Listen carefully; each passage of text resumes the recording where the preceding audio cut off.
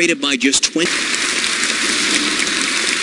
We're live at the Ronald Reagan Presidential Library in Simi Valley, California for one of the most highly anticipated primary season debates ever on this stage.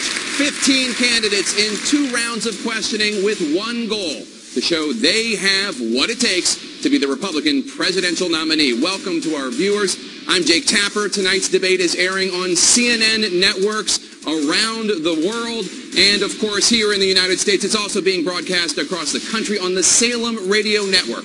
We want to thank our hosts, former First Lady Nancy Reagan and the Reagan Library, for this very impressive setting. The Air Force One pavilion behind me, you can see the actual plane that Ronald Reagan flew in when he was president. Now, because the GOP field is so large, we have divided the candidates into 2 groups based on their rankings in recent national polls. Later this evening, we will hear from the top 11 contenders. The other 4 candidates are taking part in the first round, and they are ready to join us now. Senator Lindsey Graham of South Carolina.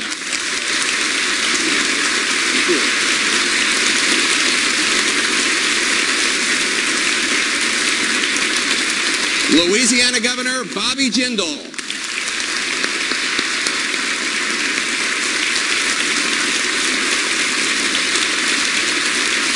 The former U.S. Senator from Pennsylvania, Rick Santorum.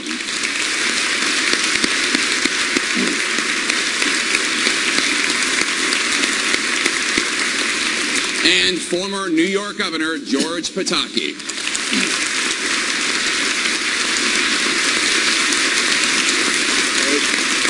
Ladies and gentlemen, please welcome these Republican candidates for President of the United States.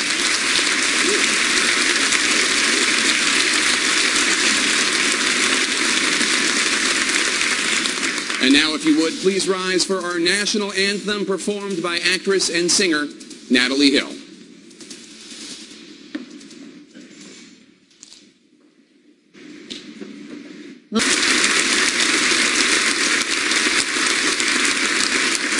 I'd like to ask the candidates to please take their podiums while I tell you a little more about how tonight's debate will work. I'm Jake Tapper. I'll be the moderator. Joining me in the questioning, Salem Radio Network talk show host Hugh Hewitt. He worked in the Reagan administration for 6 years.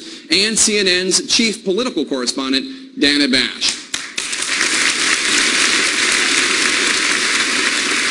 I will follow up and guide the discussion. Candidates, I'll try to make sure each of you gets your fair share of questions. You'll have 1 minute to answer questions and 30 seconds for follow-ups and rebuttals. I'll give you time to respond if you have been singled out for criticism.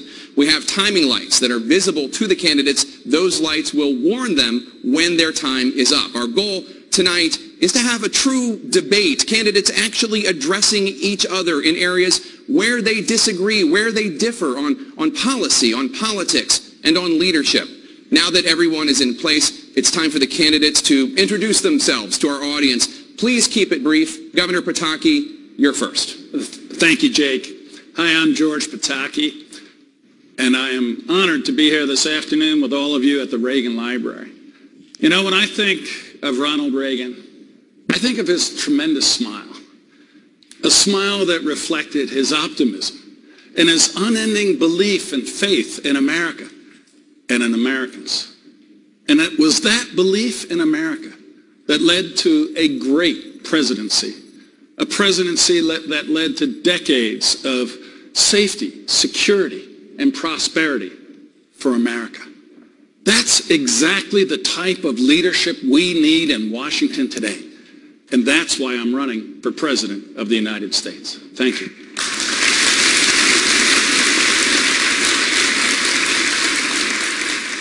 I'm Rick Santorum. Some of you may know me because I led the fight to end partial birth abortion. Some of you may know me because I led the fight to end welfare as we know it, put people back to work, reduce poverty, and reduce the federal budget. Some of you may know me because I successfully put sanctions on the Iranian nuclear program in Congress over opposition of both parties initially. But hopefully most of you know me most because I'm the proud father of 7 children, with particularly a special little disabled girl who is the heart and core of my heart, and married to a wonderful woman named Karen for 25 years, who is the love of my life.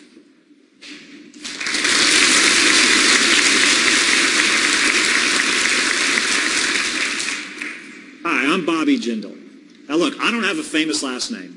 My daddy didn't run for president. I don't have a reality TV show. I'll tell you what I do have.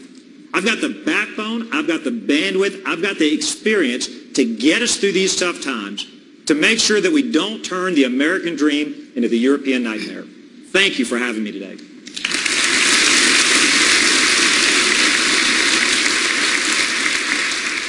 One, thanks CNN for having people at this debate.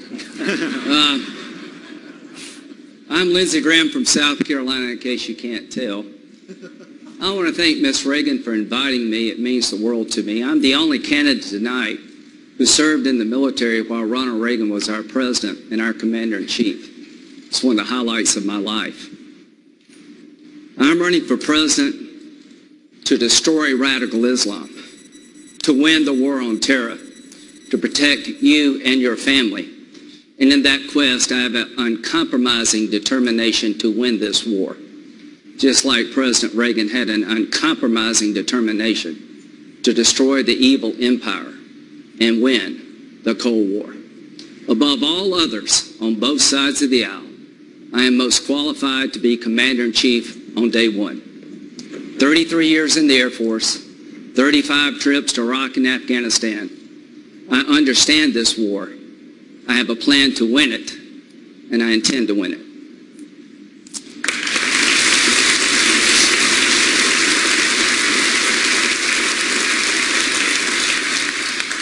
Thank you, candidates. We're going to talk a lot about policy and your proposals this evening, but first, Governor Jindal, I want to start with you. You have said that the frontrunner, Donald Trump, is a, quote, unstable, narcissistic egomaniac. Now, we are in the house of Reagan, who made famous the so-called 11th commandment, thou shalt not speak ill of thy fellow Republican. What drove you to violate that unofficial commandment? Well, Jake, I'm in compliance with the 11th commandment, and I would tell my fellow Republicans, let's stop treating Donald Trump like a Republican. If he were really a conservative, and 30 points ahead, I would endorse him. He's not a conservative. He is not a liberal. He's not a Democrat. He's not a Republican. He's not an independent. He believes in Donald Trump. Here's the reality. The idea of America is slipping away. $18 trillion of debt. Planned Parenthood selling baby parts across our country. Our government's creating a new entitlement program when we can't afford the government we've got today. We've got a president who won't even say the words radical Islamic terrorism. He's declared war on trans fats and a truce with Iran. Think about that. He's more worried about Twinkies than he is about the Ayatollahs having a nuclear weapon. That is what is happening. The idea of America is slipping away. We must not let that happen on our watch. We have a once-in-a-lifetime opportunity to rescue the idea of America, the choice for conservatives. Do we depend on proven conservative principles like Ronald Reagan did? Or do we turn this over to a narcissist who only believes in himself? Thank you, Governor. Thank you, Jake. Senator Santorum, do you think Governor Jindal is wrong for attacking your party's frontrunner?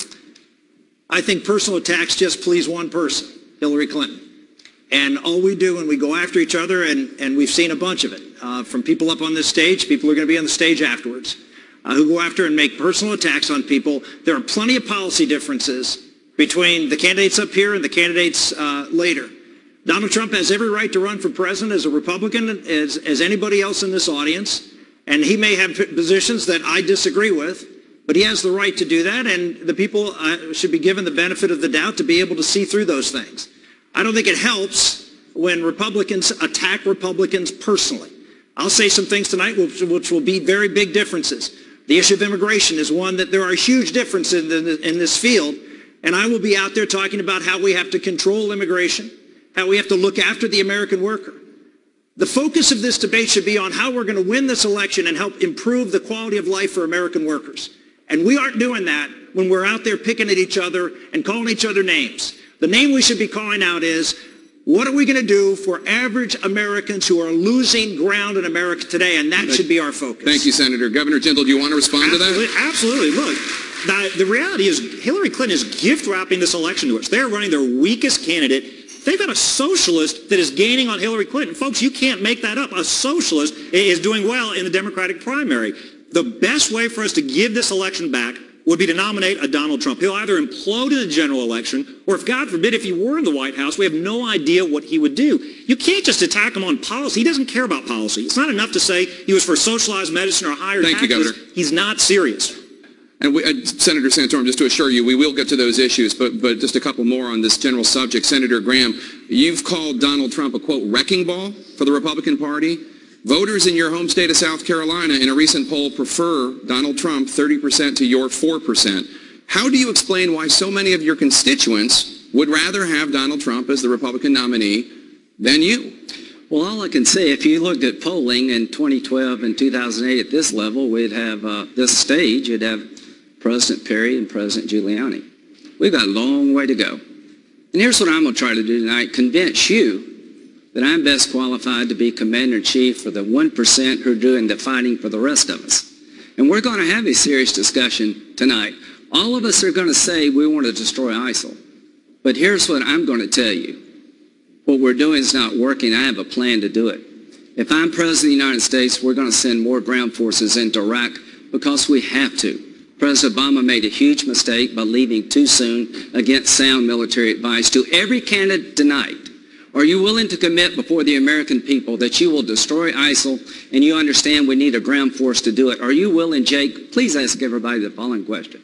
Would you go from 3,500 to 10,000 American boots on the ground in Iraq to destroy ISIL? Because if you don't, we're going to lose. Are you willing to send American combat forces into Syria as part of a regional army? Because if you don't, we'll never destroy ISIL in Syria. If you're not ready to do these things, you're not ready to be Commander-in-Chief. Thank you, Senator Graham.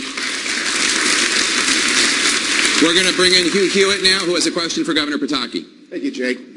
Governor, you signed the pledge to support the Republican nominee, and you promptly broke it. By doing so, by tweeting out that you would not support Donald Trump, have you released Donald Trump to be a free agent again, or anyone else in the field? No, Hugh, not at all. I have not broken the pledge because Donald Trump is not going to be the Republican nominee, period. Flat out, I guarantee you that. I will vote for the Republican nominee. You said on Twitter that you would not support Donald Trump. If he's the nominee, will you support him? He's not going to be the nominee, Hugh. And let me just say one word here. This is an important election with an enormous number of challenges facing the American people. And the first four questions are about Donald Trump. And the fifth one is, too, would you really vote for Hillary Clinton no, I would not vote for over Hillary Donald Clinton. Trump if he's the nominee? No, I will vote for the Republican nominee. But let me say this flat out. Donald Trump is unfit to be president of the United States or the Republican Party's nominee. Look at what he did in Atlantic City. He says he's going to make America great again. He invested 4 casinos in Atlantic City, and he said, essentially, I'm going to make Atlantic City great again. Every one of those casinos went bankrupt. Over 5,000 Americans lost their job. And you know people who, in this difficult economic time, have lost their job and the pain that causes. He didn't lose anything. 5,000 lost their jobs. He will do for America what he did for Atlantic City, and that is not someone we will nominate. Thank you, Governor. Thank you. Senator Graham. One of the reasons why Donald Trump, Ben Carson, and Carly Fiorina are doing well is because they are political outsiders. In fact, that's one of the things. There are 2 things that they have in common. They've never been elected to office before, and they're doing better than all of you in the polls. The 4 of you have a combined 7 decades in elected office. Senator Graham, in this election season, do Republican voters see your service in government as a liability and not an asset? Well, what I hope Republican voters, libertarian, vegetarians, Democrats, you name it, will look for somebody to lead us in a new direction, domestically, but particularly on the foreign policy front. President Obama is making a mess of the world. What I'm trying to tell you here tonight, that Syria is hell on earth, and it's not going to get fixed by insulting each other. I've been there 35 times to Iraq and Afghanistan. I am ready to be Commander-in-Chief on day 1. I've been in the military 33 years, 140 days on the ground in Iraq and Afghanistan. I am so ready to get on with winning a war that we can't afford to lose. I hope you believe that experience matters. It's an all-volunteer force, folks.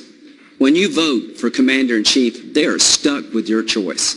We've had one novice being Commander-in-Chief.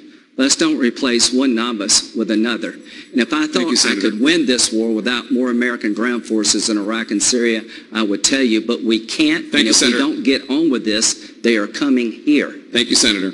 Let's turn to the topic of immigration. For that, I want to bring in my colleague, Dana Bash. Senator Santorum, Governor Jindal has supported a pathway to citizenship for undocumented immigrants once the border is secure. Why do you disagree with that? Well, in fact, just about everybody in this field supports some pathway to citizenship. There are just a few. Governor Jindal, Senator Cruz, Senator Rubio, Jeb Bush, a lot of others, Senator Graham, all support some sort of amnesty at some point in time or another. And this is really the interesting thing about this whole debate. This debate should not be about what we're going to do with someone who's here illegally. This debate should be about, well, what every other debate on every other policy issue is in America. What's in the best interest of hardworking Americans? What's in the best interest of our country? We've had a focus because the other side has set up for us, here is who we have to be concerned about on the issue of immigration. And someone who's here illegally and their family, and what are we going to do about them? A great leader will say that the objective of every law in America is to do what's in the best interest of America. And what's in the best interest of America right now is to look at wages, look at employment among wage earners. 70 to 90% of people who have come into this country, 35 million over the last 20 years, are wage earners that are holding wages down, taking jobs away from America. Up. I want to get the governor to respond to that. I want to clarify. I want to make very clear that everybody understands my position is we need to secure the border, period. Any talk of doing any more, we don't need a comprehensive plan. We don't need a 1,000-page bill like the Gang of Eight. We don't need amnesty. Everybody in D.C. talks about it. We need to get it done. As president, I'll get it done in 6 months. It won't be perfect, but we can get it done. I'm not for amnesty. We do need to secure the border. A smart immigration makes our country stronger. Right now, we've got a weak one. One of the things I've said, I know the left, I know Hillary didn't like this, immigration without assimilation is invasion. We need to insist that people come here legally, learn English, adopt our values, roll up their sleeves, and get to work. We do need to secure the border. Senator Santorum, do you buy that the governor's not for amnesty? Well, just because you don't call it amnesty doesn't mean that what almost everybody in this field is for is allowing people who are in this country illegally, people who broke the law to come into this country, people who came here legally and overstayed, to stay in America. Again, we have 35 million people. We have the highest percentage of immigrants in this country, as far as numbers ever, as far as percentage, the highest in 105 years. Wages are flatlined. The reason that you're seeing the angst and the anger out there, and the reason this issue has taken off, is because workers in America know that their wages are being undermined. If you look at from the year 2000 to the year 2014, there are 5.7 million net new jobs created. What percentage of those jobs are held by people who weren't born here? The answer is all of them. Okay. The fact is American workers are getting hurt by immigration, and that's why they're upset. Your time is up. And Governor, I'm sorry, just you really need to clarify your position because you say you're not for amnesty, but you have been for a path to citizenship. Dan, that's not right. What I've said consistently is secure the border. I've said after that is done, the American people will deal with the folks that are here pragmatically and compassionately. And Rick, if he wants to say that Senator Rubio or Jeb or others for amnesty, that's his right. I'm not for amnesty. I've never been for amnesty. Will never be for amnesty. Secure the border. We don't need to do that as a comprehensive bill. I've also said we need to put an end to sanctuary cities. It's not enough to defund them. I think we need to criminalize, accuse, and jail those mayors and councilmen as accessories for the crimes committed by people who shouldn't be here in the first place. Thank you, Governor. Dana. I want to change the subject. We're staying on immigration, and I'm bringing you in, Governor Pataki, and Senator Graham, I'm coming to you as well. Thank you. Governor Pataki, Republicans right now are debating birthright citizenship, the policy of granting U.S. citizenship to every baby born in this country, even if they are born to undocumented immigrants. Senator Graham wants to end the policy of birthright citizenship. Governor Pataki, you support keeping it. Tell him why he's wrong. Yeah, it's a small part of a very important issue. And let me comment on what my colleagues were saying here. We all agree you have to secure the border. We have to make sure that people come to America legally. That has got to be step one. Step two is we have to stop releasing criminals into the communities. If you are charged with a crime as an illegal alien, you should either be in jail or be deported. You should not be released, as the Obama administration has done. Of course, we should outlaw sanctuary cities and hold them responsible. But we can't ignore 11 million people who are here. What are we going to do? We're not going to send them back despite somebody saying we're going to drag kids out of classrooms and send them back. But we have to send a message that we are a nation that depends on the rule of law. And when your first act is to break the law, there has to be a consequence. So what I would do is require those who want to have legal status, not citizenship, come forward, acknowledge they broke the law, and if they do it again, they can be immediately deported, and then do what we do in communities across America when we want to sanction someone. Thank you, Governor. And that is community service. 200 hours, working in a hospital, Governor, working in a school, and then they could have legal status. What I asked about was about birthright citizenship and why you think that we should preserve birthright. I don't think that we should tell that child born in America that we're going to send it back. The way to avoid that is to have an intelligent immigration policy where we know who is coming here, why they are coming here, so we don't have this flood of people coming here for the wrong reason. Senator Graham, most countries in the world do not have birthright citizenship. Probably for a good reason. Why do you think Governor Pataki is wrong? Well, let's talk about immigration. Number one, I like Rick. I don't remember the Santorum plan when I was in the Senate. The peanut gallery on this is interesting. I have been trying to solve this problem for a decade. There are no Democrats here tonight. If you're here, raise your hand. You went to the wrong, well, welcome. Thank you very much for coming. The bottom line, I'm trying to fix the problem.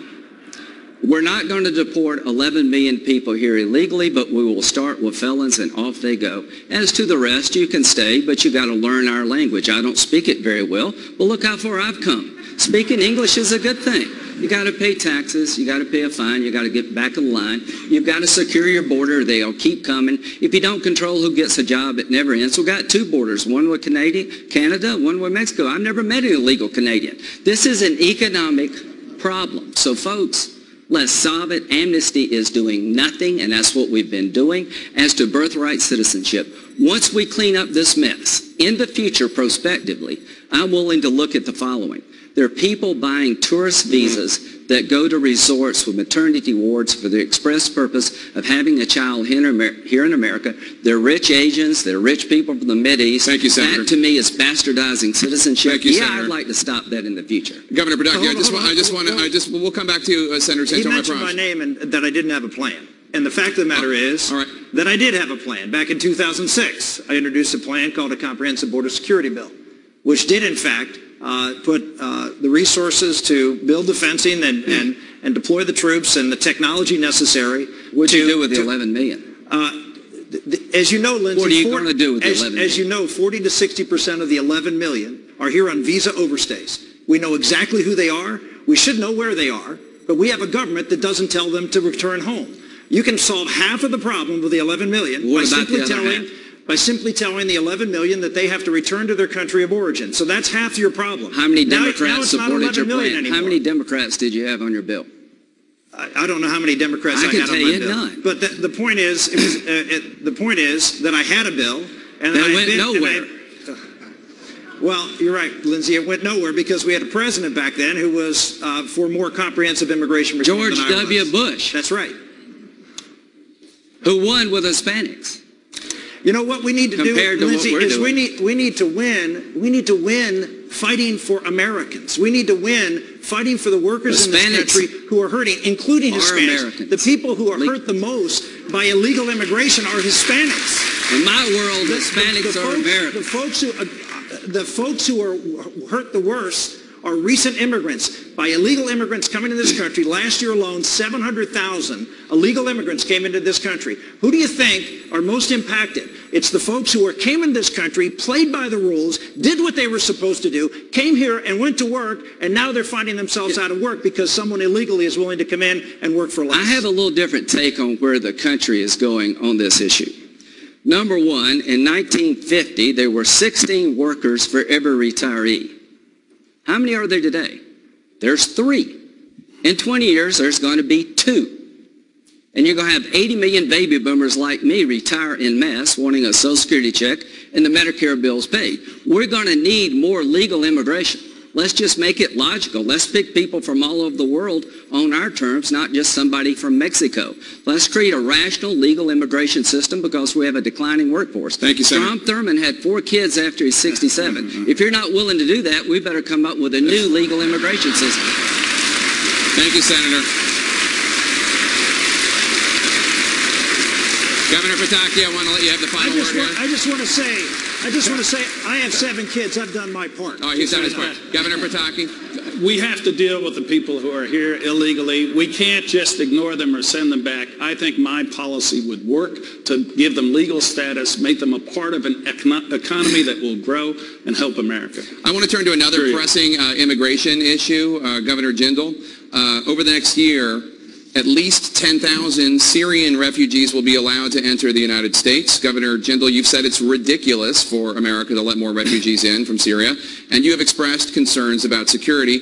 Senator Graham says that the United States has a moral obligation to these Syrian refugees. Governor Jindal, does the United States have any obligation to them? Jake, look, America is the most compassionate country in the entire world. We do more for folks around this world, and that's the nature of the American people. 2 things. 1, let us draw a line, a direct line, between this refugee crisis and this president's failed foreign policy. He drew a red line in Syria and did not enforce it. And now we're seeing millions of refugees potentially, hundreds of thousands going into Europe.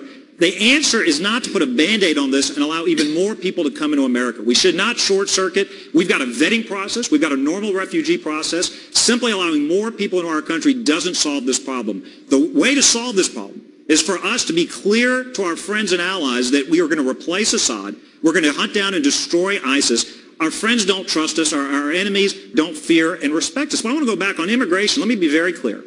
Immigration, we need to insist on assimilation and integration. My parents came here legally almost 45 years ago. They came here, they followed the rule of law. They knew English, they adopted the values. They didn't come here to be hyphenated Americans. They're not Indian Americans, they're not Asian Americans, they're Americans. It is important we insist on that in immigration going forward. Thank you, Governor. Senator Graham, your response when it comes to Syrian refugees. Yeah, number 1, how does President Obama sleep at night? Look what you've let happen on your watch. Your commanders told you don't withdraw from Iraq because we'll lose all of our gains. 3 years ago, your entire national security team, Senator McCain and I begged you to do a no-fly zone and help the Free Syrian Army while it would matter, but you said no. I'm not blaming Bobby, I'm not blaming Rick, I'm not blaming anybody. I'm blaming Barack Obama for this mess. Thank you, Senator. I want to turn now. And I want to fix it. We're going to keep talking about the situation in the Middle East. Let me bring in my colleague Dana Bash again. Thank you. Senator Graham, you mentioned this earlier. You are calling for an additional 20,000 U.S. ground forces to fight ISIS in Iraq and Syria. And you have said, again just this evening, that anyone who's not willing to do that should not be commander-in-chief. Right. No one on this stage has gone that far. So are you saying, for Iraq and Syria, are you saying that everybody to your right is not fit for the Oval Office? I'm saying this, if they don't understand that Barack Obama's policies are not working, that we're not going to destroy ISIL in Iraq and Syria from the air, they are not ready.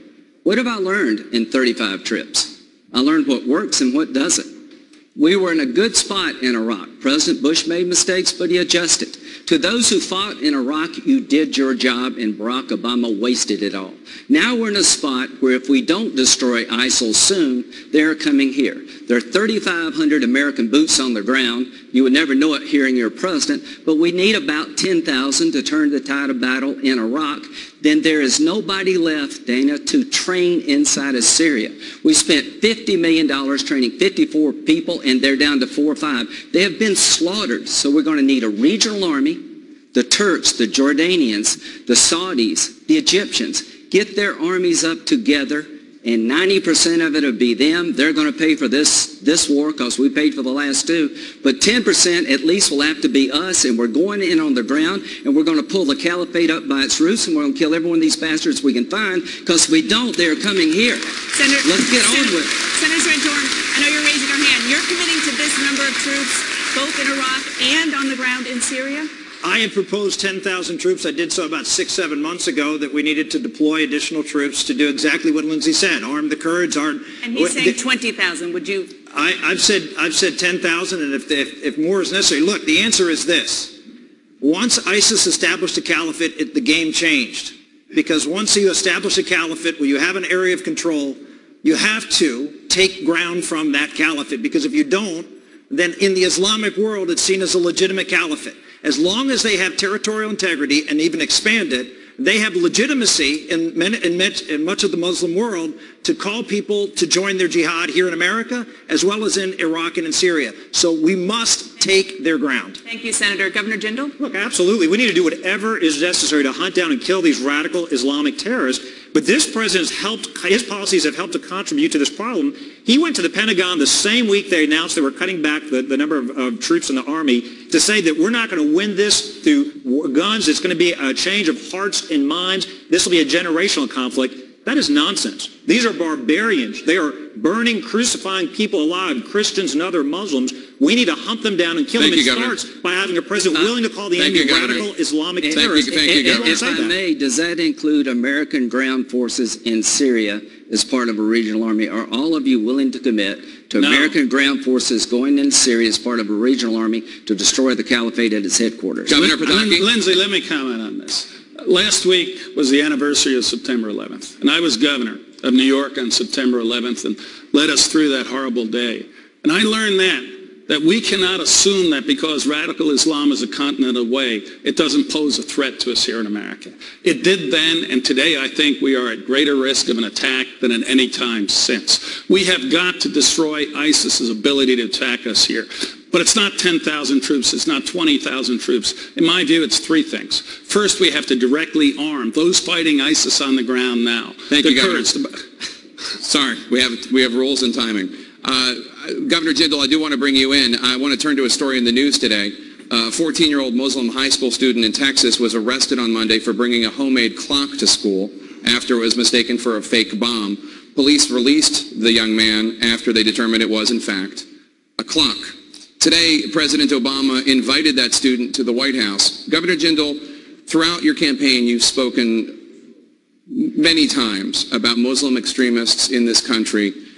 How would you as president strike a balance between vigilance and discrimination? Well, Jake, look, I think the American people, we don't discriminate against anybody based on the color of their skin or their creed. I think the way you strike that balance, you say to Muslim leaders, they've got two responsibilities. One, it's not enough to denounce just simply generic acts of violence. They've got to denounce the individuals by name and say, these aren't martyrs. These terrorists are not martyrs. Rather, they're going straight to hell. They're not going to enjoy a reward in their afterlife. Secondly, they have to explicitly embrace the same freedoms for everybody else they want for themselves. Look, I know it's politically incorrect to say this. The president says Fort Hood was an issue of workplace violence. We're at war with radical Islam. Our president loves to apologize for America. He goes to the National Prayer Breakfast, brings up the Crusades, criticizes Christians. We're at war today with radical Islamic extremists. It's not politically correct to say that, but the way you strike that balance, you say to Muslim leaders, denounce these fools, these radical terrorists by name, say they're not martyrs. Governor Jindal, I'm afraid you didn't answer the question. How do you strike the balance between vigilance and discrimination? Obviously, we know how you feel about the vigilance part of this. Do you ever see the discrimination part of it? Sure. I don't think a 14-year-old should ever get arrested for bringing a clock to school. So if you ask me, am I glad he wasn't he was released? I'm glad that police are careful. I'm glad they're worried about security and safety issues. Look, in America, we don't tolerate, right now, the biggest discrimination going on is against Christian business owners and individuals who believe in traditional forms of marriage. They're throwing this woman in jail in Kentucky. Let's talk about that. Let's talk about the Christian florist, the caterer, the musician, who simply want to say, don't arrest us for having, or don't discriminate against us, don't shut down our businesses, don't fine us thousands of dollars for believing marriage is between a man and a woman. Let's talk about not discriminating against Christians. We will get to that subject later in the debate. Senator Graham. Well, you know, Kim Davis, I'm not worried about her attacking me. I am worried about radical Islamic terrorists who are already here planning another 9/11. We're at war, folks. I'm not fighting a crime. I want to have a legal system that understands the difference between fighting a war and fighting a crime. And here's the reality. Young men from the Mideast are different than Kim Davis. And we've got to understand that. Thank you, Senator. Islamic websites need to be monitored. And if Jake, you're on one, I want to know what you're doing. Governor Jake, if I Pataki. can comment on this. Yes, Kim Davis is different from Islamist radicals from the Middle East. But on the other hand, we have one rule of law in America. And an elected official can't say that I'm not going to follow that law if it conflicts with my beliefs. I think she should have been fired, and if she had worked for me, I would have fired her. We have to uphold the rule of law. Thank you, Governor. Imagine 1 minute, Jake, imagine 1 minute, that was a Muslim who said that I don't believe in gay marriage and refused to perform that wedding. We wouldn't have had that outrage. There is a place where the religion supersedes the rule of law. It's called Iran. It shouldn't be the United States. And we will get to that subject in the next block. We're going to take a very quick break. When we come back, both Jeb Bush and Donald Trump agree on one thing when it comes to taxes. We'll see if any of the candidates on stage agree as well. That's next. Stay with us. Welcome back to the CNN Republican debate at the beautiful Reagan Library in Simi Valley, California. Before we took the break, you were all chomping at the bit to talk about Kim Davis, that Kentucky clerk. Governor Pataki said he would have fired Kim Davis, the Kentucky clerk jailed for refusing to issue same-sex marriage licenses. Senator Santorum, do you agree with Governor Pataki? 16 years ago, this country was tremendously inspired by a young woman who faced a gunman in Columbine and was challenged about her faith, and she refused to deny God. We saw her as a hero.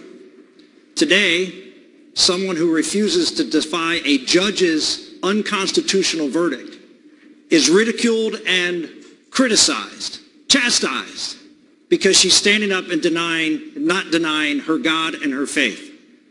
That is a huge difference in 16 years. People have a fundamental right in the First Amendment. There's no more important right.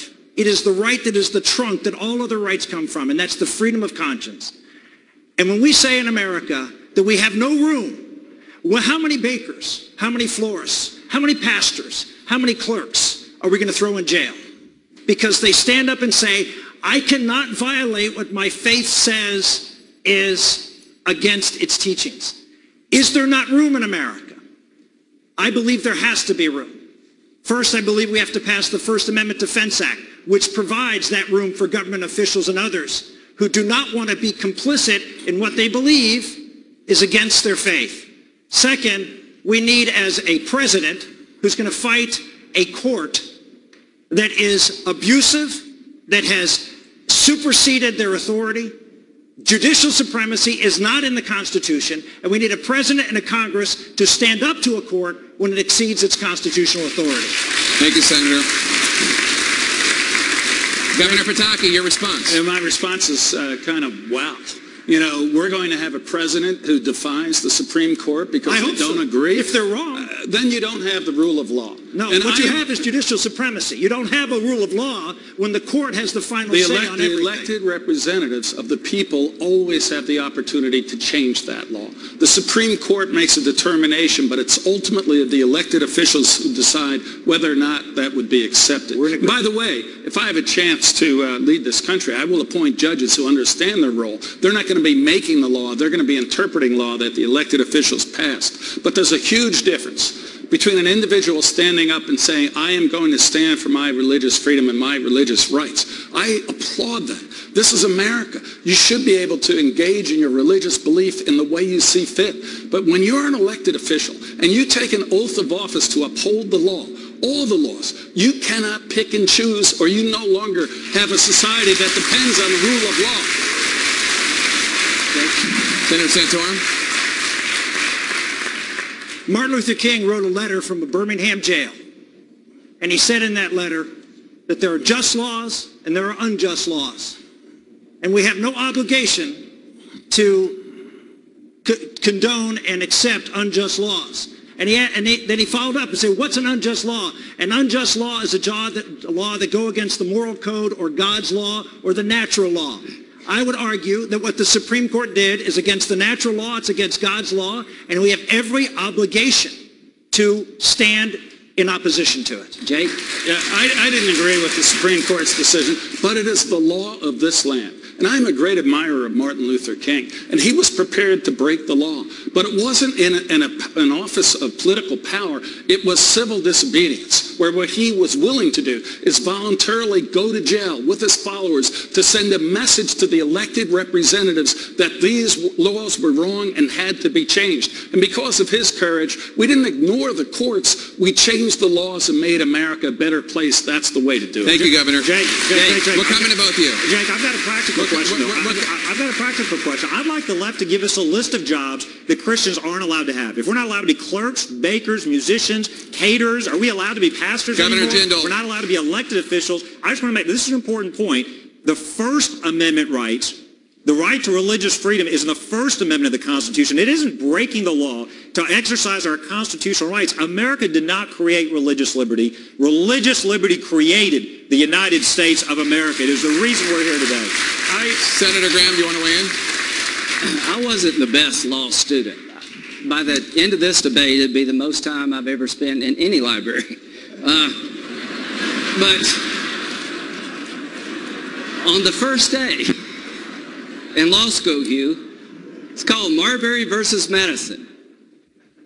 The group in our constitutional democracy that interprets the Constitution as to what it means is the Supreme Court. In a 5-4 decision by the Supreme Court, they have ruled that same-sex marriage bans at the state level violate the 14th Amendment to the United States Constitution Equal Protection Clause. I don't know is that everybody in this room, Christian, Jewish, Muslim, whatever religion, that you can practice your faith without government interference. You can marry people consistent with the tenets of your faith. That's the number one obligation of my presidency, is to protect religious people when they exercise their religious rights. But this decision is the law as it is of right now. And here's the one thing I want to tell you. Thank you, Senator. Wait a minute. Were you the wedding cake baker or the gay couple or the Baptist preacher? Radical Islam would kill you all if they could. Senator, let's don't lose sight of the big picture here. Thank you, Senator. I want to stay with the subject of Supreme Court justices. Governor Jindal, both Senators Graham and Santorum voted to confirm Chief Justice of the United States John Roberts, who has led with the majority twice to uphold Obamacare. Do you think that Graham's and Santorum's votes to confirm John Roberts were a mistake? I think absolutely putting Roberts, I think putting Kennedy, I think putting before them, I think putting Souter on the bench was a mistake. But look, I think the first responsibility starts in the White House. The reality is conservatives have not been willing to stand up for our beliefs. Unlike the liberals, look, you never worry about where the Democratic judges are going to vote. It's always the conservatives. You've never had a Democratic judge wake up and say, surprise, I've evolved, I've become a conservative. It's always the Republicans, because we have presidents that try to find judges with no records, no rulings, no writings. I'll tell you, I am going to have a litmus test. For judges, I'm going to find judges that are conservative. Judges that are going to be pro-life. Judges that are going to follow the Constitution. Judges, by the way, they're going to follow the American law, not international law. They're not appointed there to interpret international law. They're there to apply the United States Constitution. Judges understand their job's not to write law. If they want to write law, they should run for the Senate or the House. It's time for a Republican president as the next commander-in-chief. I will do as the Democrats have done. I will appoint bold judges that are actually consistent with my values, that will be conservatives, and then force the Senate to confirm. Thank you, Governor. Senator Graham, I want to give you an opportunity to respond. I would note that Anthony Kennedy was, of course, a Ronald Reagan appointee. Senator Graham, do you stand by your vote for John Roberts? He is one of the most qualified men to ever come before the United States Senate, and I don't agree with his decision, but 99 times out of 100, I will. To the Republicans, the biggest prize on the table in 2017 is the presidency. If it is Hillary Clinton, Joe Biden, or Bernie Sanders, they're going to pick people that we will disagree with all the time. Please understand, we have to win this election. The court's at stake. It is the most important reason for us to turn out to make sure we don't lose the judiciary for decades to come. Senator Santorum, do you stand by your vote for John Roberts?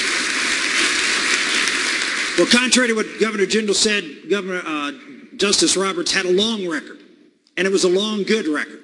And so he made a bad decision, a couple of bad decisions on Obamacare, but he's made a lot of great decisions too. And so I don't regret at all standing up for John Roberts, but it's easy to sit out in Louisiana and talk about how well, I'd be tougher.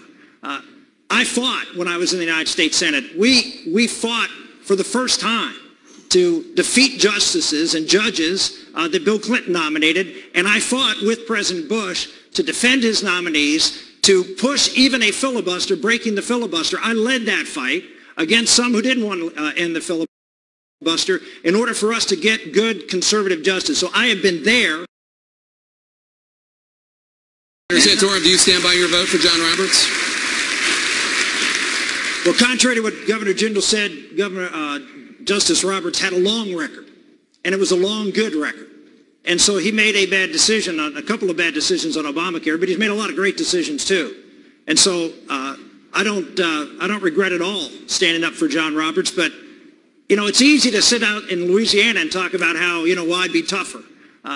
I fought when I was in the United States Senate. We fought for the first time to defeat justices and judges that Bill Clinton nominated, and I fought with President Bush to defend his nominees, to push even a filibuster, breaking the filibuster. I led that fight against some who didn't want to end the filibuster in order for us to get good conservative justice. So I have been there on the front line fighting for judges and conservative justices, and I will do so as president like none other. Governor Jindal, I'm going to give you 30 seconds to respond. Thank you. Look, it's not a minor ruling. Justice Roberts twice rewrote the law to save Obamacare, the biggest expansion of government, creating a new entitlement when we can't afford the government we've got today, an expansion of socialism in our country. It's not that he got a minor ruling wrong. This is twice he rewrote the law. I have a lot of respect for these senators that have big bladders. They give great speeches in the Senate, and I respect that. I've actually signed the executive order. I've actually signed the law protecting religious liberty in the state of Louisiana. It's not 99-1. The one that he got wrong was a big one. Twice he bent over backwards to save Obamacare. If the Republicans had voted the way that they should have, we would still have our 10th Amendment rights, and Obamacare would not be the law of the land. Let me bring back Hugh Hewitt. Governor Jindal, Senator Graham just said it's all about winning. And in fact, if former Secretary of State Clinton is the successor to President Obama, none of this matters and all this conversation is beside the point. In the Washington elite, they have a habit of saying nice things about each other until election time. Senator Graham has praised Secretary of State Clinton as a great choice to be the Secretary of State, as a national treasure. Can anyone from inside of Washington win this election cycle having praised Secretary of State Clinton that way? No, and it's not only whether they can win, they shouldn't win this election cycle. One of the things I do agree, and I want to thank Donald Trump after I've criticized him for everything from being a narcissist to an egomaniac, one of the things he was right about was to say nonsense to the D.C. establishment. It is time to fire all of them. You've got a choice between honest socialists on the left, like Bernie Sanders, and lying conservatives on the right. We've got the majority. What good has it done us? See, they said they were going to stop amnesty. They said they were going to repeal Obamacare. They didn't do either. Now they're not even willing to fight to defund Planned Parenthood. McConnell has already waved the white flag of defeat. They're not willing to stand up to fight for the issues that count. I think it is time to have term limits. I think it's time to have part-time citizen legislators. Let's pay them a per diem instead of a six-figure salary. Stop them from being seven-figure lobbyists. Let's also pay them a per diem for every day they don't go to D.C. Let's keep them out of D.C. Working in the real. Let's make them live under the same rules and laws they apply to the rest of us. Not only shouldn't they be elected, they can't be elected. Let's fire all of them from their current positions. Senator Graham, I took a shot at you. You're having a good debate, but there is this problem of Washington elites and saying wonderful things about each other. I've been called a lot of things, but never elite before. My dad owned a liquor store or bar and a pool room. So only in America can you go from the back of the liquor store to being an elite. Is that responsive to calling Hillary Clinton a national treasure, Senator? I introduced her at a conference about Africa. I thought Secretary Clinton did a good job when it came to dealing with our problems in Africa, particularly among women. George W. Bush set $40 billion aside, and Rick Santorum helped him. And President Bush wiped out AIDS and malaria for an entire generation of young African children. Secretary Clinton did a good job. Here's my problem, Secretary Clinton. Where the hell were you on the night of the Benghazi attack? How did you let it become a death trap to begin with? And why did you lie about what happened to these people? And if you want a new change in terms of foreign policy, Don't pick her because she's his Secretary of State. I've got a real good chance of beating her because I don't say things bad about her all the time, just when she deserves it. And her definition of flat broken mind are a little bit different. But Senator, can you go back and forth that way and expect to have an argument with the American people to persuade them about that? Ronald Reagan did a couple of really big things that we should all remember. He sat down with Tip O'Neill, the most liberal guy in the entire House. They started drinking together. That's the first thing I'm going to do as president. We're going to drink more. And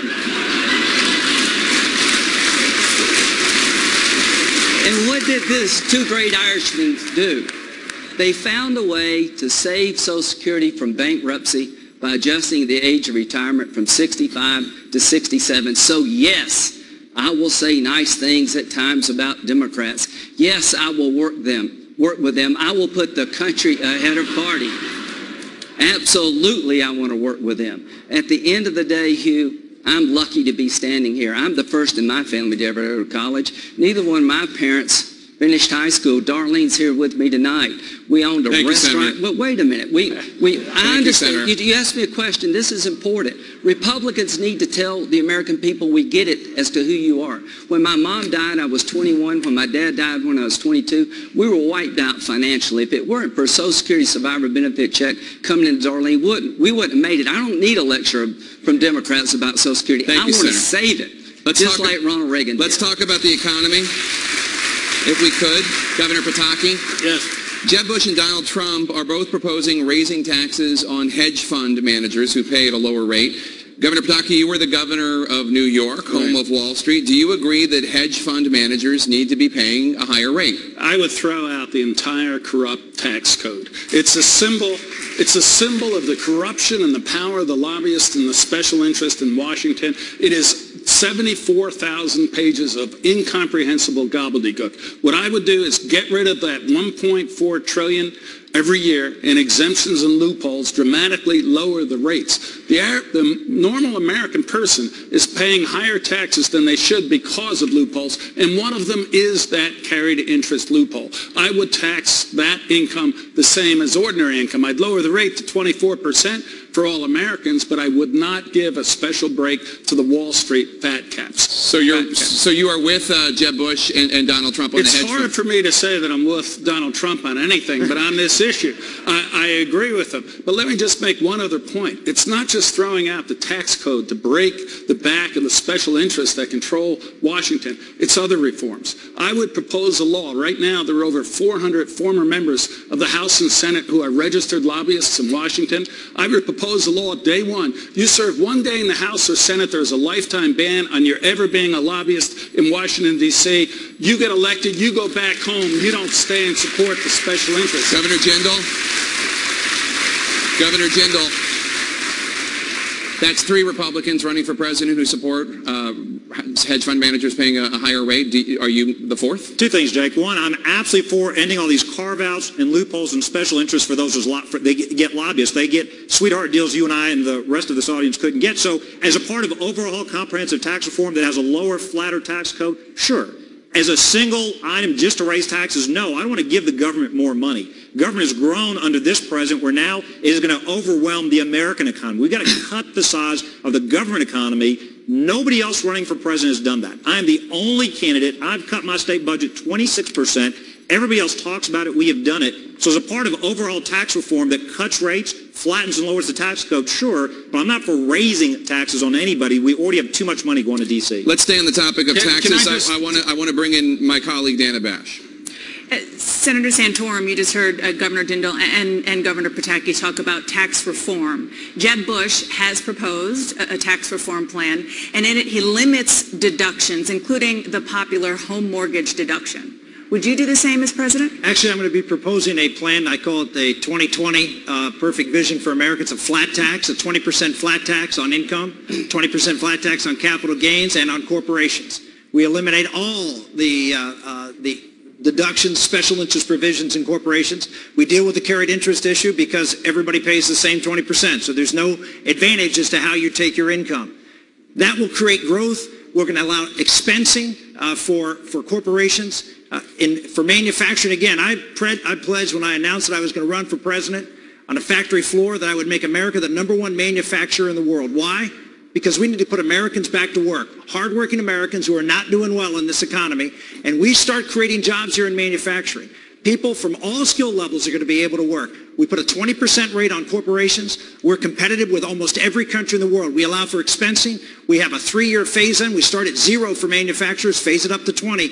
You're going to see an enormous investment of capital and equipment. You're going to see people, you're going to have problems finding folks who are going to be able to work in manufacturing. That's how many jobs we're going to create. So the answer is, you know, we're going to lower and flatten taxes. We're going to put government on a budget, a 10% across the board. Time's up, Senator. In employment. We've got a lot of plans. Okay, time's up, Senator. And Governor, just to bring you back into this, you said that you would be okay with what is effectively raising taxes on hedge fund managers as part of a tax reform plan. Would you also be for doing away with people's deductions for their mortgage interest? No, I would not. I would keep that deduction. I would lower the rates dramatically. So yes, that group that has a special carve-out would pay more, but everybody else is going to pay less. I would keep the home mortgage deduction, the charitable deduction, and others. And by the way, you know, I agree with Rick on manufacturing, but my approach is different. I would pass a rate on manufacturing of 12%, the lowest in the developed world, so we can make things in America again. I know how important those jobs are.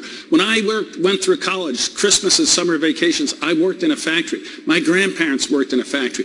We have the opportunity now, with lower energy costs, with the world labor costs getting higher, to make things in America so we don't have to worry about China. Lower the tax burden on manufacturing, improve the work skills of Americans, get rid of job-killing regulations. Thank you, We're Governor. going to make things in America. Well, we're going to come, you're going to be involved in the next question. Senator Graham. He talked about it, that he would be better in manufacturing. The fact is, we have a 0% rate that phases to 20. Yeah. We'd have a 7% repatriation, so money, about $2 trillion overseas, would come back and be invested in plant and equipment here. We will create more jobs in this plan than any plan. Senator Graham, I want to turn to the minimum. If you want to see manufacturing, come to South Carolina. Well, let's talk about South Carolina. We'll show you. Senator, let's turn to the minimum wage.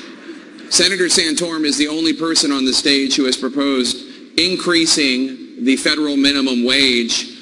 How would that affect South Carolinians? Do you agree with Senator Santorum that the federal minimum wage should be increased?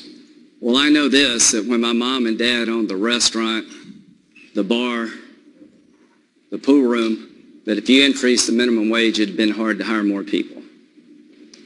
Hillary Clinton has a list a mile long to help the middle class. We're talking all around this. The middle class for the last 6.5 years has been squeezed and squeezed hard. To the middle class, I understand who you are. You're one broken down car from not going on vacation. You're from one sick child away from having to change your whole budget. Here's what I want to do as your president. I want to grow this economy.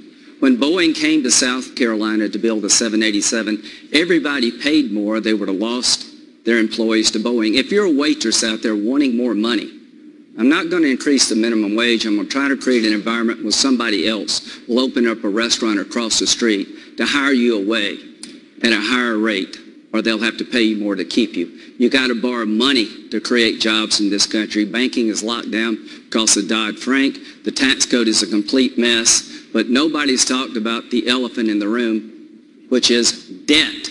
Not one more penny to the federal government until we come up with a plan to get out of debt. Senator Graham, thank you so much. Senator Santorum. Senator Graham is suggesting that your proposal would not allow South Carolinians to hire more workers. Lindsay, what percentage of American workers make the minimum wage right now? It's probably a small bit, but less the ones than that 1%. Get it, yeah, but so what you're basically saying, whatever Republicans up here saying is we're against the minimum wage. Because if you're not for increasing it and nobody's making the minimum wage right now, the answer is the Republicans don't believe in a floor wage in America. Fine, you go ahead and make that case to the American public. I'm not going to. Not from a party that supported bailouts. I didn't, but this party did. Not from a party that supports special interest tax provisions for a whole bunch of other businesses. But when it comes to hardworking Americans who are at the bottom of the income scale, we can't provide some level of income support. What I proposed is not anything what the president's proposed. I believe that would be harmful to the American public. But a 50 cents an hour increase over 3 years, which is what I'm proposing. So we would have a minimum wage which would be roughly in the area of what it's been historically, about 5% of wages. To me, if you're going to talk to 90% of American workers, by the way, 90% of American workers don't own a bar. They don't own a business. They work for a living. Most of them are wage earners. And Republicans are losing elections because we're not talking about them. All we want to talk about is what happened to our business. There are people who work in that business. I was at the convention 4 years ago. And on the signs on all of the seats the night I spoke was a sign that said, "We built that," because Barack Obama had talked about how businesses didn't build their own businesses. Then we trotted out one small business person after another for almost an hour that night, talking about how they built their businesses. And that's wonderful. But you know what we didn't do? We didn't bring one worker on that stage. How are you going to win, ladies and gentlemen? How are we going to win if 90% of Americans don't think we care at all about them and their chance to rise? Thank you, Senator. We have to take a quick break. When we come back, confrontation or negotiation, how will these candidates attempt to handle Russian President Vladimir Putin? That's next.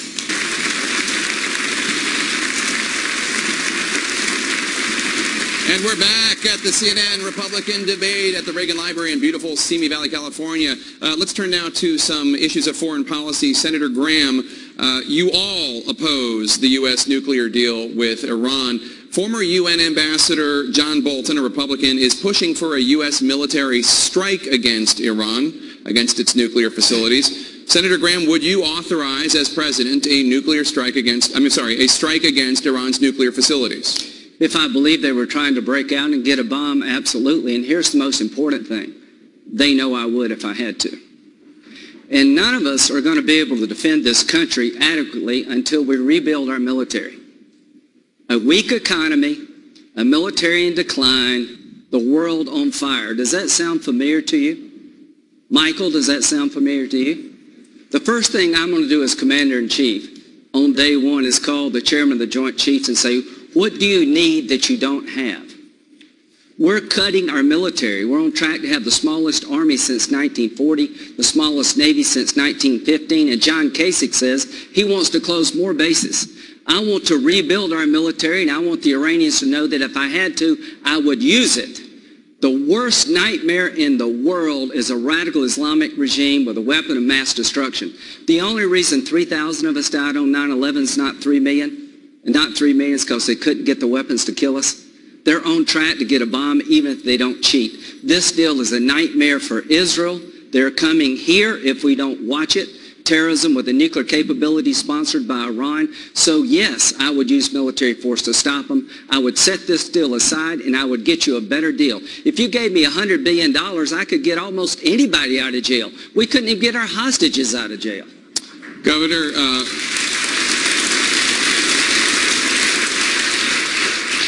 I'm going to go to Hugh Hewitt for a question for Governor Pataki. There are other ways, Governor, than bombing Iran.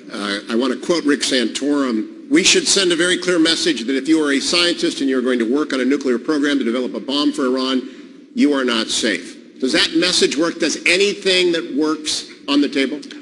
Not on the table, but I think there's a lot that does work. And that is to have a strong America, a strong military, and a resolve where the Iranians know that not only are we going to reject this deal on day one and reimpose sanctions, but if they move forward with the nuclear program, their safety for those facilities will be at risk. I'll tell you a couple of things I do. I give the Israelis bombs called MOPs, massive ordnance penetrators.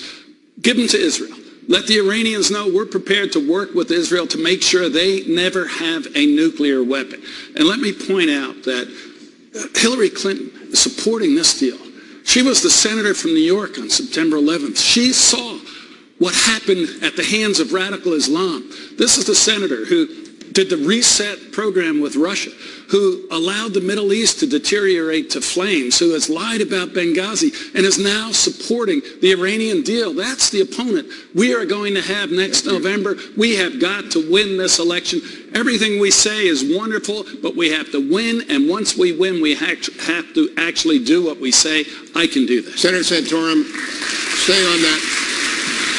Any means necessary? Is that what you meant to say? Is that what's still on the table after this, what many of us believe is a catastrophic deal? As you know, Hugh, 12 years ago, I authored the Iran Freedom Support Act, which put sanctions on the Iranian nuclear program as we came within 4 votes of passing a very strong version of that. The 4 people who opposed me on the floor, Joe Biden, John Kerry, Hillary Clinton, and Barack Obama. And we came 4 votes short, but for 12 years, I have been laser beam focused on the issue of Iran and the nuclear weapon. Why? Because I understand who they are. Yes, they're radical Islamists, that's true. But they're a particular version of it, which is an apocalyptic version, which is a death cult. They believe in bringing about the end of the world. If you poll Iranians and Iraqis, Shiites in the region, more than 2/3 of them believe that the end of the world is going to come within their lifetime. Why? Because their regime preaches it. They believe in bringing about the end of times. That's their theological goal. And we are in the process of giving them a nuclear weapon to do just that. That's why on day one, I would say to the Iranian government, you open up all of these facilities for inspection. You make them available to the UN, to the US, everything. We can go everywhere, or else we will take out those facilities. And when people say you're going to start a war, my response is, no, I'm going to stop a war, because a nuclear Iran is the end. Thank you, Senator. Senator Graham? Jake, I'd like to answer that question. We're bringing you in this question as well. Senator Graham, Vladimir Putin in recent days has sent an estimated 6 more tanks, 4 helicopters, and Russian ground troops into Syria to help support President Assad, an enemy of the United States. The Russian military is also buzzing American planes and naval vessels around the world. Your frontrunner, Donald Trump, says he can do deals with President Putin, that the two of them will get along, quote, very well. Why would your confrontational approach work better than Mr. Trump's negotiation? Do you think Putin would be in the Ukraine or Syria today if Ronald Reagan were president? No. This is what happens when you have a weak, unqualified commander-in-chief who doesn't understand the role America plays in the world. Why is it bad for you that Russia is helping Assad? He's the magnet for Sunni extremists. The Syrian people are not going to accept him as their legitimate leader. By Assad being helped by Russia, it means the war never ends. It means the next 9/11, which is most likely to occur from an attack from Syria, is more likely. At the end of the day, if I'm President of the United States, I've told you what I'm going to do. There's nobody left in Syria to train. We're going to get a regional army who doesn't like ISIL, who won't accept Assad because he's a puppet of Iran. We're going in on the ground, and we're going to destroy the caliphate, pull it up by its roots, and we're going to hold the territory. This is a slap in the face from Putin to Kerry and Obama. Assad must go. If he doesn't go, this war never ends. And if the war in Syria continues, it is coming here. For God's sakes, let's get on with fixing the problem in Syria. Governor Jindal, how would President Jindal get the Russians out of Syria? Well, Jake, I want to answer that question. I want to go back to Iran. I didn't get a chance to answer that as well. Look, on Russia, across the world, dictators walk all over this president. He treats our friends like dirt. He lets our enemies walk all over us. The only group he's able to out-negotiate are the Senate Republicans. They never should have passed this bad Corker bill. Instead of a 2/3 vote to approve the Iran deal, it now takes a 2/3 vote to reject the Iran deal. I want to ask Lindsey a question. Will the Senate Republicans, they still have time, are they willing to use the nuclear option, meaning get rid of the filibuster, to stop Iran from becoming a nuclear power? Now's the time for the Senate Republicans to stand up and fight. We are tired of the establishment saying there's nothing we can do. All night tonight we've heard Republicans say things like, well, the Supreme Court's ruled, there's nothing I can do about religious liberty. You know, the president did this, there's nothing we can do about it for 2 more years. There is something we can do. We won the Senate, we won the House. What was the point of winning those chambers if we're not going to do anything with them? You're going back tonight. You still have time before the Thursday deadline. Will y'all use the nuclear option to stop Iran from becoming a nuclear power? Bobby, you were in the Congress, and all I can tell you to everybody here, if you want to repeal Obamacare, get a new president. If you want to defund Planned Parenthood, elect a pro-life president, because that's the only way. If we passed the Cardin bill, Graham-Menendez, it would go to the president. He would veto it. 67 votes are required to override the veto. Well, and wait a minute. Now, you asked me a question. So I don't want to take off the table the ability to slow down Obama in his last 13 or 14 months, because I want 60 votes to stop what I think he's going to do between now and January 2017. 5 Republicans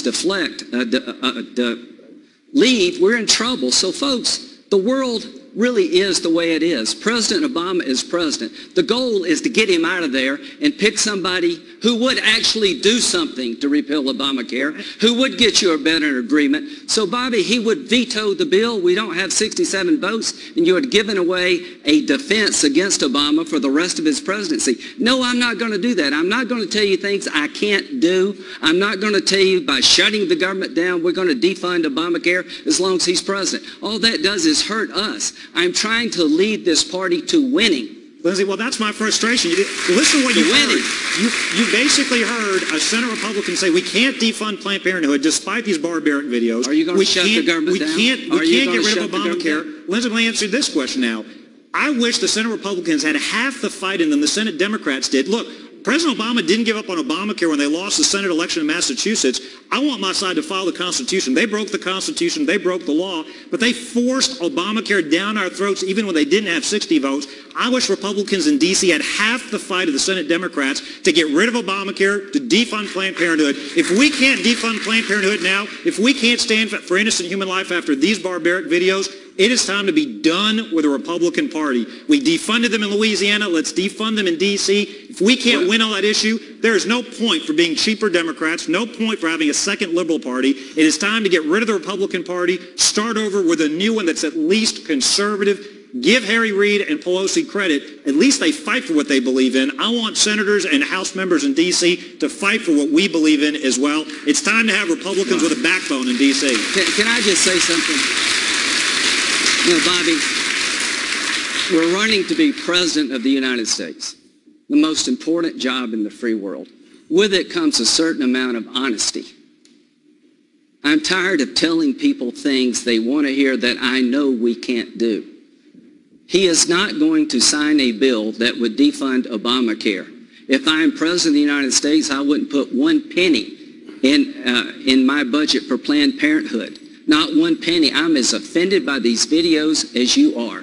But the one thing I'm not going to do going into 2016 is shut the government down and taint our ability to win. What you're saying and what Senator Cruz is saying, I am really sick of hearing. Trying to get the Republican Party in a position to win. That's what I'm trying to do. And that does matter to me. Thank you, Senator. The final questions for these 4 Republicans as the top contenders.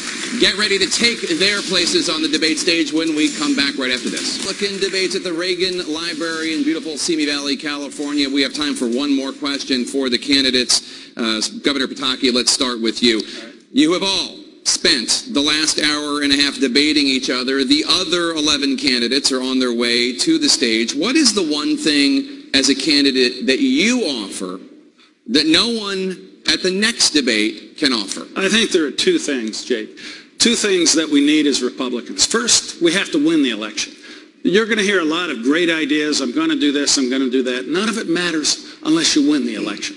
And the second is once you win, you have to be able to govern successfully. You've heard a lot of fighting back and forth. You didn't get this done. You didn't get that done. That's the way Washington is today. You have to have a leader, a president, who will actually get a conservative agenda through. I'm running because I have done both those things, and I did them in one of the most liberal states in America. I got elected 3 times in the state of New York.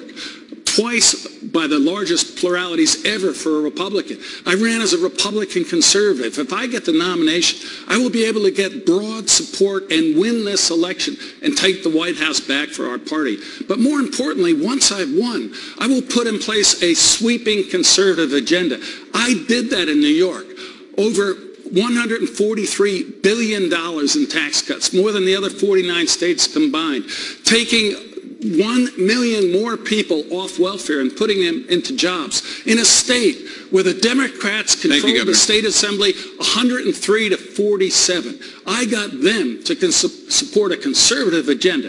If I get elected president, I will make things work in Washington for the Republican Party and for the United States. Thank you, Governor. Senator Santorum. I came to Washington in the most unlikely way. I defeated a 14-year incumbent, a 60% Democratic district. I went to Washington thinking I was only going to be there for one term. And so I just shook things up. We sent the chairman of the House Ways and Means Committee to jail. We ended 40 years of Democratic control of the Congress. And I led that fight with reforms, substantive reforms, welfare reform. I wrote the bill when I was in the House. I led the charge in the United States Senate. Partial birth abortion. In fact, 3 pro-life bills. Bipartisan pro-life bills. I mentioned the Iran bill. We also passed one on Syria. Health savings accounts, many of you know. I authored the original bill on health savings accounts, pushed that through the Congress for private sector health care reform. An outsider who came to Washington from a tough state of Pennsylvania, and we got conservative things done. I made things happen in a town where things don't happen very much. Now, after 10 years of seeing the mess, the retreat that we see in the Republican Party in Washington, D.C., it's time to get someone who's an outsider. Thank you, Senator. Who can go to Washington, D.C. and knows how to get things done. And you know what? You have a lot of folks who will tell you a lot of things. Look at their record. I went to Washington as an outsider, shook things up, got things done, and that's why you can trust me to do it again. Thank you, Senator Santorum. Governor Jindal, what is something that you offer as a candidate that the other 11 candidates coming on stage in a few minutes cannot offer? Jake, I'm a doer, not a talker. Look, the idea of America is slipping away from us. If you want somebody that's going to manage the slow decline of this country, make incremental changes, vote for somebody else. If you want to vote for somebody who understands what's at stake, Planned Parenthood is selling baby parts across this country, and the Senate Republicans have already given up, even without a fight. I'm tired of the surrender caucus. I'm angrier at the Republicans in D.C. than I am at the president. The president's a socialist. At least he fights what he believes in. We don't need to just send any Republican to the White House. We need to send somebody who understands it's time to make big changes. It's time to take on the establishment. It's time to take on the D.C. permanent governing class. Every Republican says they'll shrink the size of the government.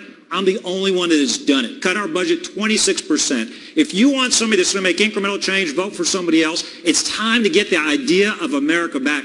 At some point, we're going to be held accountable. We'll be asked, what did you do when the idea of America was slipping away? I'll promise you this. I will fight for you. I will give every ounce of blood, energy, sweat I've got to save the idea of America, the greatest country in the history of the world. Thank you, Governor. Senator Graham.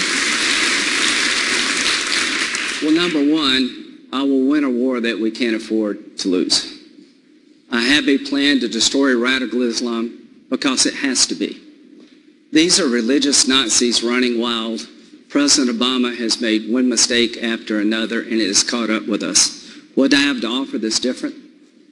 I get my foreign policy from being on the ground. I've been to Iraq and Afghanistan, the Mideast 35 times in the last decade trying to understand how we got in this mess.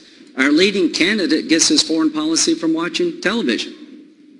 And what I heard last night is the Cartoon Network, ooh, I'm big, I'm strong, we're going to hit him in the head. That's not foreign policy. That's a cartoon character. John Kasich, a good friend of mine, said in New Hampshire, we're going to close more bases on his watch. On my watch, we're going to open up more bases. The military is in decline, folks. We're going to have the smallest military in modern times, spending half of what we would normally spend by the end of this decade. Thank you, sir. What do I offer? What do I offer? To make your family safe and our country strong again, a vision and a determination to win a war that we cannot afford to lose. Thank you, Senator Graham. Our thanks to the candidates for a great debate. In just a moment, we're bringing the candidates from both of tonight's debates together for a group photo. It will be a first in this campaign. And then, of course, the main event, the top 11 candidates going head-to-head